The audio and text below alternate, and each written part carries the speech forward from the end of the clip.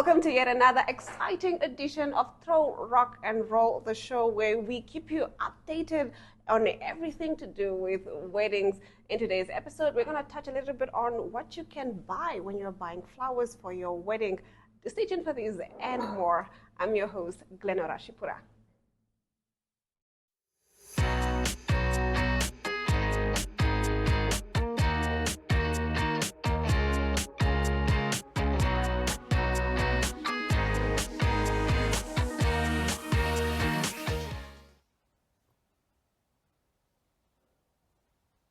Okay, so we've had a look at this venue and we can conclude that this would be the perfect venue for a micro wedding.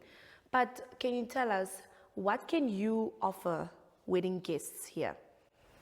Okay, for the venue here, we offer for the price for 12,000.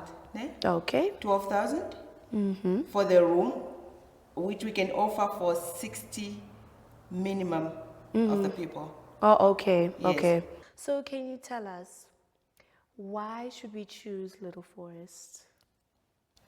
I think why you have to choose Little Forest, because it's more nicer here, and it's more comfortable to be here, to be accommodated here. So quiet, nice service. Okay. So, yes. Okay, we love to hear good services, okay? So how does the process work if someone would like to book a wedding or for an event, or let's rather stick to a wedding? If I would like to host my wedding here one day, hopefully, what would the process be? What do I need to do? What you have to do, you have to book through our phone, Okay. which is 0811 283612. 0811 283612. Yes. Okay. She will answer you immediately and give you the whole information. Oh, okay. Well, we have heard it all from Maria. I hope that you will make a turn at Little Forest Garden to host your wedding someday. I hope I will be a guest as well. Thank you once again, Maria, for having us. Do stay tuned. Thank you. Entries are now open for the second round of Republicane's Bridal Couple of the Year competition. Couples married between 1 June and 31 August have until 30 September of this year to enter the second round of the competition.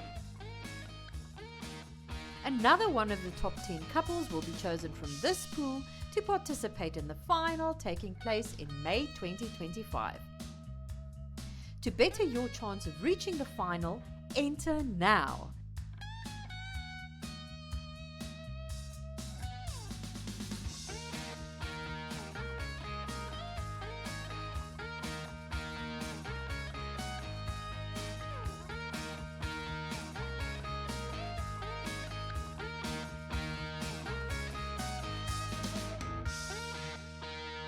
To enter, simply WhatsApp #bridal2025 to 085 785 6231 and follow the on-screen instructions or scan this QR code.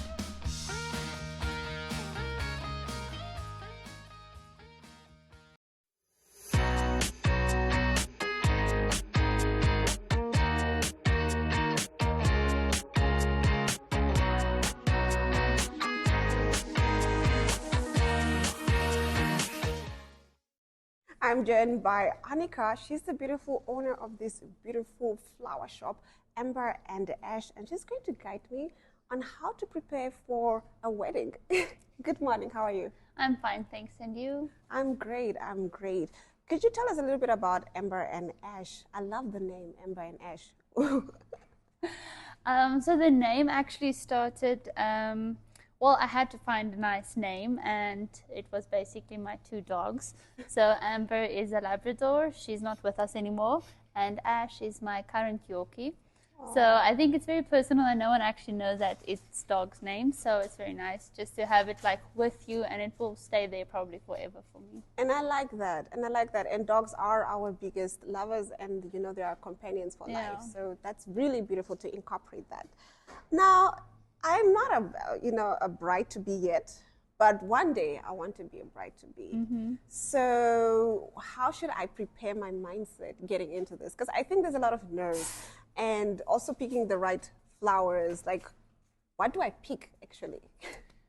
So the flowers, I think that brides generally think that they have to like have it figured out before they come to us. But for me, it's nice if a bride can say that we trust your style and that this is what we want, like the colors, or this is our inspiration or things that we like, and then we can work out like the whole plan for you. We also work well with budgets. So if it's like a bride has a small budget, we do try to work with that to make plans to use flowers more efficiently in ways where it has more impact, instead of putting flowers like all over the tables and there's nothing at the arches. So I think brides normally come and they think that they should know what they want, where we do like to tell them what they want. And sometimes it's nice because we know what our capabilities are and limitations are, and how to work with to give you the best of what you want without breaking the bank. So that is kind of like what I always try to do, because I know a wedding is so expensive. Interest, just something interesting. I'm getting married in 9 days. So I'm also dealing with budgets and things. Yeah. So I think in that way, I do understand like the pain of being a bride. Like you want something and you can't really get it because you don't really understand the costs of things. So then you're just disappointed the whole time.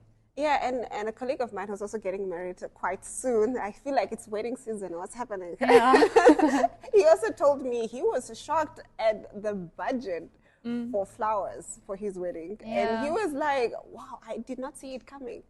I did not see it coming. So it's great to see that you guys also incorporate budgets in your service so that people don't have to break the bank, like you said. Yeah, because a lot of times people send you pictures from Pinterest and they want that. So you try to quote them like the pictures, you want to give them what they want, but they don't really understand like how much that will be. But we can do it, we can make plans for you to like accommodate that, to still make it look very nice, because sometimes people can be wasteful. Like in my eyes, if people tell me exactly what they want, I'm thinking this is a bit wasteful. We can make a plan to reuse flowers like in different areas, or just to where people focus, like really make that those areas super nice, and the rest like keep it more minimal flowers. I wonder, are there like common trends that couples come and then they're like, we like this, or seasonal trends exactly? Like some days these are just the flowers that are selling very well, and then some days these are not. Are there trends that I need to look at if ever I were to get married? I do think that especially the flowers, like we get 3 different types of brides in my eyes. I would like to get a bit more like, I don't know, be different, but the 3 most common types is like the white and green type. You get, okay, well, you can say 4, I guess. So it's the white and green type, then it's the prettier type, there's the dried flower type, and then there's the colorful flower type. So I think I've seen the dried flower types a lot more than I think that like I don't mind doing it. It is something that's quite nice because the flowers are not dying the whole time. We're not scared of heat, so it is practical. I think in the Namibian climate, it's very nice. But we are so tired of doing it because most weddings. Everybody does it. I feel like I've seen that a lot. I didn't even know it was a type till you mentioned. I'm like, I've seen that somewhere. Yeah, no, it's been like there for so long, and it's still going on. Everyone just wants the dried flowers. So yeah, I think I would like to be able for us like to more be able to set the trends, but it's quite difficult because you want to keep the brides happy and give them exactly what they want. But there's a lot of things that I just don't think people know is possible to do. So I like that. And also, can you just indulge us? What else is there? It's maybe not common, but it is something that people could try. Like, what are the other trends that we could try So out? something that I'm very like obsessed with currently is monochrome flowers. So like either like if you want colorful, don't do each table like just all the colors. Like do one table that say orange, so everything is orange. The flowers are shades of orange. Like everything, and then another table like say red, and pink. So it's like shades that work well together. And that's something that I enjoy a lot, where I see it in different, I do see it sometimes where colors, if people try to do their own flowers, the colors don't, it's colorful, but it's like pastels and bright colors that are almost not working that well together, where I like to plan the colors to really like, I don't know, it just looks very nice and soft on the eyes. It's not just like just color everywhere. So for that, then the flowers, like, I don't know, everything I'm looks already different. imagining it in my head, and it really looks very Yeah, beautiful. so And I every like that. table is like unique and interesting, and each space is, and even you can do like a ceremony that's completely white. So it's like very formal and white and almost boring. And then you do a reception that's a bit more wild, monochrome. Each table is a different color. So I do think that to make it a bit more interesting, but I think because brides are quite overwhelmed, they don't really explore those, like all the different things. They think that flowers are such a small part of a wedding, where we disagree. We love flowers, so that's why we. It is the main thing. Yeah. It is the So, main but we thing. can Yeah, like one of the suggest main that. things. Yeah, if someone Yeah. comes to us and asks us like what would we suggest, I would like give them all the plans. All right. I'm like I said, maybe one day I'll get married. How do I hold the bouquet? Do I hold it like? Do I? You know? There's a lot of ways of different people that, but you know, people say a lot of different things, but they tend to keep it. Brides tend to be anxious, so they keep it up like here at the face, so it doesn't look that nice. I usually say like relax your hands and just don't keep it also like Because straight I also up want like people this. to see the dress as well. Yeah, so you should like, I don't know, let it hang a bit, relax your arms basically, and just don't keep it up like this. Like you don't have to, just relax. Okay, before I let you go, briefly, just give me some advice for a soon-to-be bride. I would say get everything finished as soon as possible and trust your service providers. Like we know, and you should also find your service providers that align with your style. Yeah. Thank you so much. We'll be right back after this. Welcome to Namibia, where adventure meets tranquility. With Enjoy, you have access to a wide range of accommodations to suit every traveler's taste and budget. Experience the finest dining and hospitality Namibia has to offer. Booking your dream accommodation is just a few clicks away with Enjoy. Join thousands of happy travelers who have trusted Enjoy for their Namibian getaway. Your gateway to unforgettable Namibian adventures.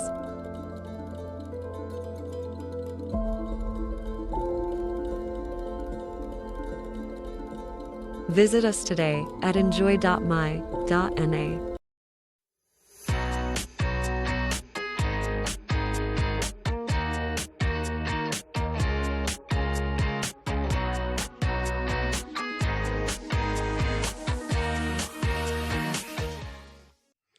In today's wedding tradition segment, we look at Hindu weddings.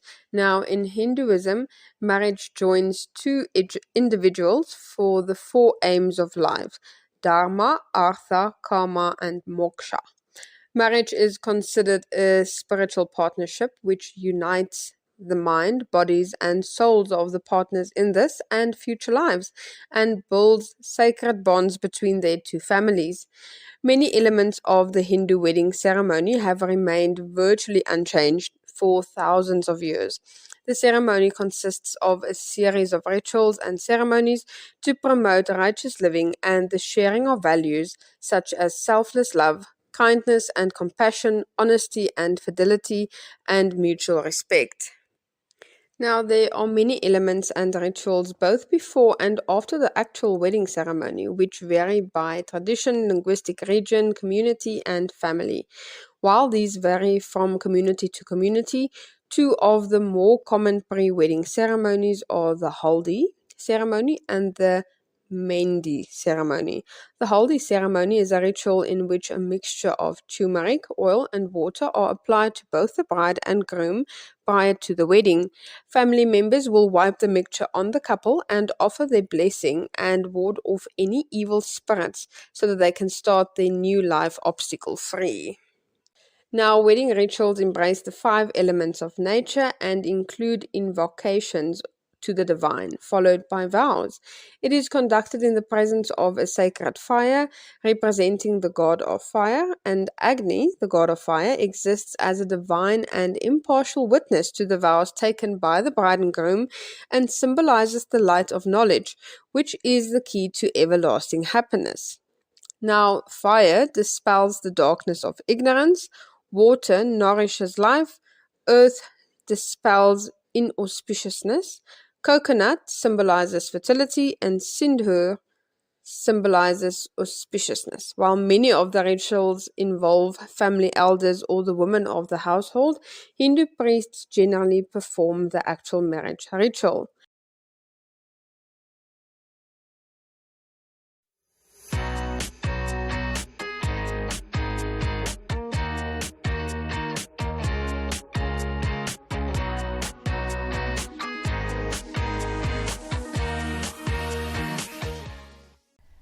I came to Windhoek in 1969 and moved into a flat in Klein Windhoek, where I met my neighbors who were young guys, mostly working at Water Affairs. And then I started going out with the one, and they decided that I must go with them and their friends to Henties Bay. So there we went off. I didn't understand much German, and virtually everybody was just German, German, German. And there we went to Henties Bay. So I thought, no, well, let's make the best of it. And I just felt completely left out. So I moved off to stand at one of the cars there and look out over the sea. And here comes this blue-eyed German and says to me, now why are you standing out here alone? And honestly, come and join the crowd. But anyway, it took many, many months before I really thought that he was interested in me or that I was interested in him, because we were always moving around in this group of friends. And eventually, and he was in any case not working in Windhoek. So, meanwhile, I think he was very taken with me, this English girl from Johannesburg. And he worked for a company, BSB, and he decided no, he was going to make a move and come to Windhoek so that we could be together. So, Marit, what was the first thing that you noticed about her? I really don't know. It's just was what the quietness. She was always not loud, rowdy like we were, but there was always a chance to, how must I say, educate her to get the Namibian manners. So, and it was always quite nice to be together with the crowd when I was back from the farming area. So when did you take it to the next level? Phew, I can't remember. Was that at the carnival? Well, in any case, what happened in the long run is that we as a group of friends always moved around together, and then I also decided that this one neighbor who I had been going out with was really not the guy for me.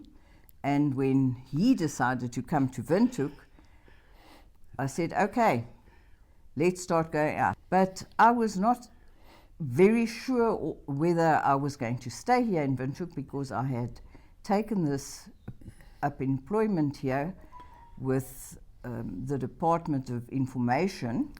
And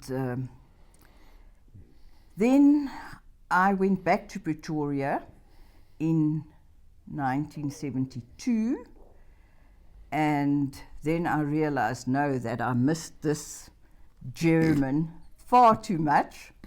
And then he came to visit me, and on the 31st of May 1973, at midnight, he asked me whether I would marry him.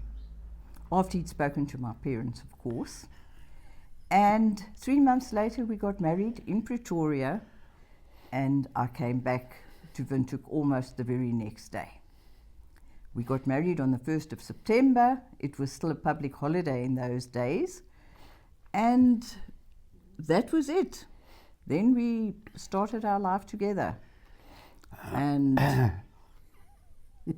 3 years later, our eldest daughter was born, and in 1979 our son, and we just knew that as long as God spared us, we would be together. So what is it that you think is the secret to a long marriage? Well, I would say is talk to each other. Communication is very important. And listen to your partner. Whatever is said, don't chip in between. And also is never go to bed or to sleep when you are angry. Sort out everything before. Love is important, of course, and that should be enduring. Companionship, understanding, and of course there are misunderstandings. That is so in any marriage, I think.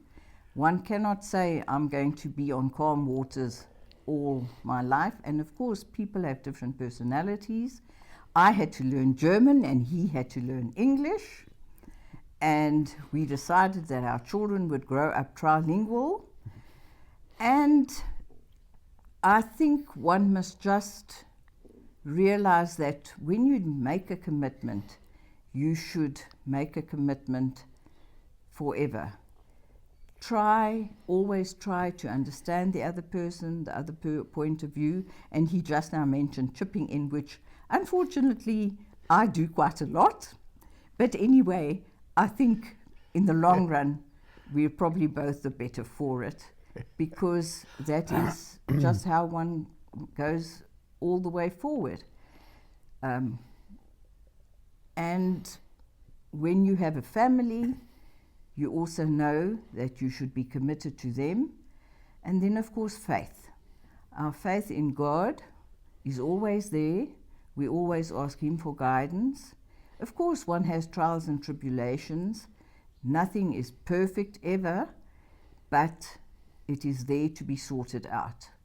And I won't say we're soulmates, but we are yin and yang. I think we complete and fulfill each other in many respects. There's so many things he can do that I can't, and there are things that I can do that he can't, obviously. But one learns from each other, and you know this is the way forward. You've taken that step, and through God's grace, here we are, 50 years later, my love.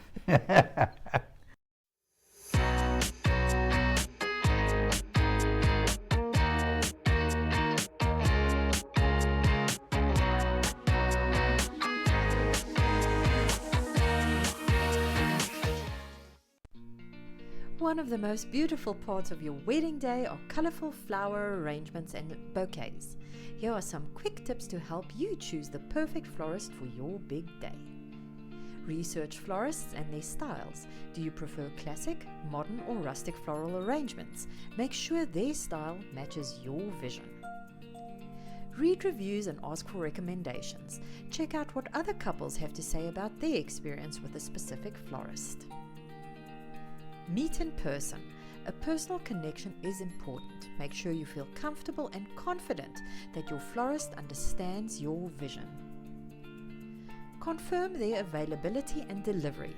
Ensure they are available on your wedding date and can deliver the flowers of your choice on time and at your venue. Discuss your budget. Be upfront about how much you can spend and see if this florist can work within it while still achieving your desired look. Finally, enjoy the planning from the church to the reception along with your bouquet and boutonnieres. Follow these tips and you'll be well on your way to finding the perfect florist for your special day. Happy planning!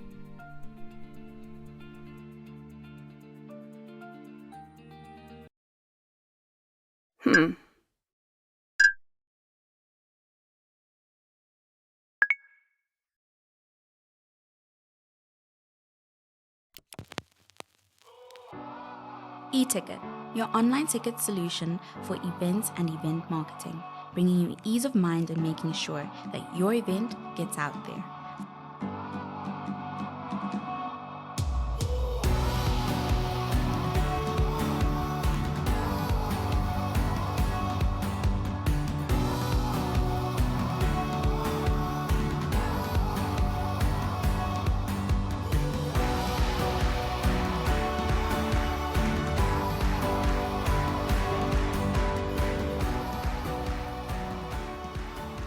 For more information, contact events@nmh.com.na. And with that, we've come to the end of yet another exciting edition of Trou, Rock and Roll. See you guys next month for yet another exciting and insightful wedding edition of Trou, Rock and Roll.